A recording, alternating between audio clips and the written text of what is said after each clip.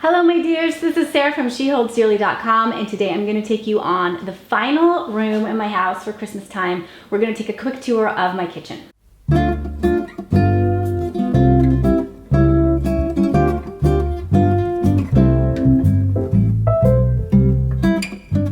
So I have just a few things to tell you about this space. There's not a whole lot, but hopefully you'll get some inspiration to just add some simple touches and finish up your home as well. I already had done the corner of the room that had the gingerbread wall hanging, and I have a tutorial for that.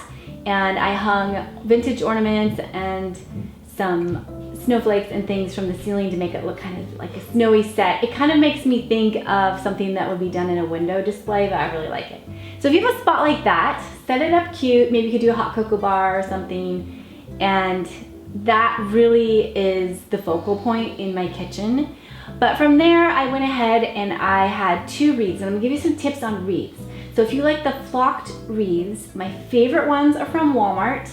They are $10 each, and their flocked garland is really nice too. And it doesn't shed very much, and it's just really inexpensive, really high quality. So I recommend the Walmart flocked pieces that they sell. So I got a couple wreaths, and then you always want to fluff them up a little bit anytime you're dealing with faux greenery.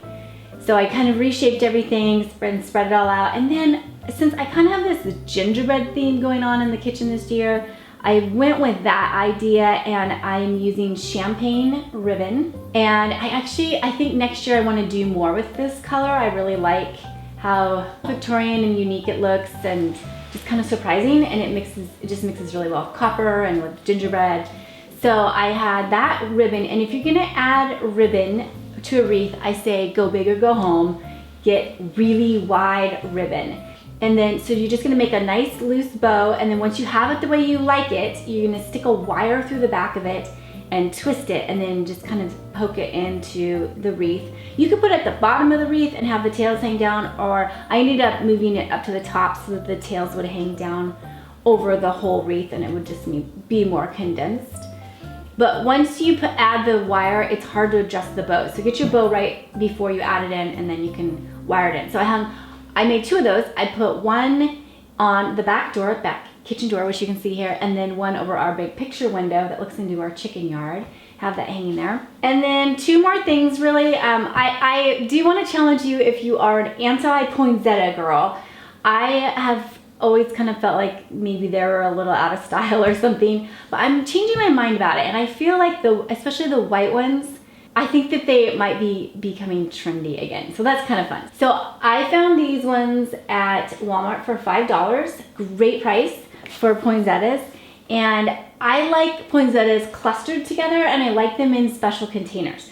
So I put my two poinsettias in a basket. This is normally our produce basket, and I am borrowing it for a few weeks to use it for Christmas decorations. So poinsettias are great. I just say group them together and put them in fun containers. So that is something that I set on my chippy trunk over here on the side, and I really like how it ties nicely with the gingerbread corner setup that I've got going on over where my sewing cabinet is. I should have said there were three more things, because I just remembered there's one more thing.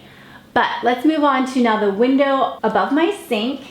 So I had a couple of flocked picks with pine cones in them, and I just put those in a copper container. Again, taking my cue from the gingerbread theme going on in here, and put those in the corner. And then it still was looking a little blah, and it wasn't convincing enough that it was Christmassy. So I added in a row of candles, and there's kind of an ambery color, actually like a champagne color candle, and some green ones.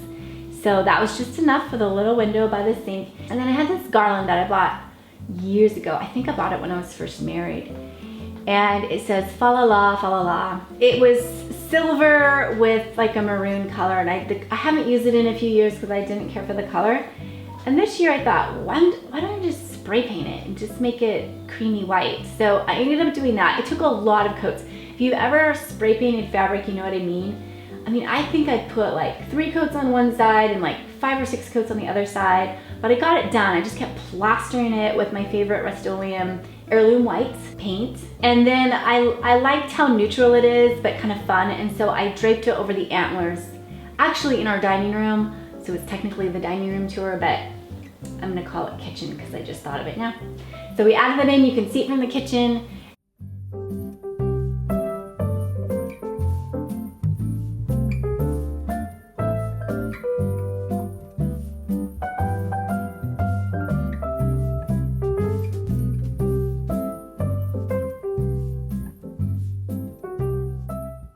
And that's it. I am officially done decorating for Christmas, and we're just gonna keep the house clean and just enjoy the beauty that's going on before I have to take it all down again. So I have one more Christmassy video coming up. We're gonna talk about gift wrap and some inspiration for that, how to make it just look stunning. And I loved good gift wrap because it's basically more decorations, right? So we'll be talking about that later this week, and I can't wait to see you again. So if you're new here, please consider hitting that subscribe button. I do post regularly. I share my professional design advice for the DIY home life. And I also am over on Instagram, Pinterest, Facebook, so wherever you like to hang out, look for my She Holds Dearly account there and we can chat there. Thanks so much for watching. Take care, and I will see you soon.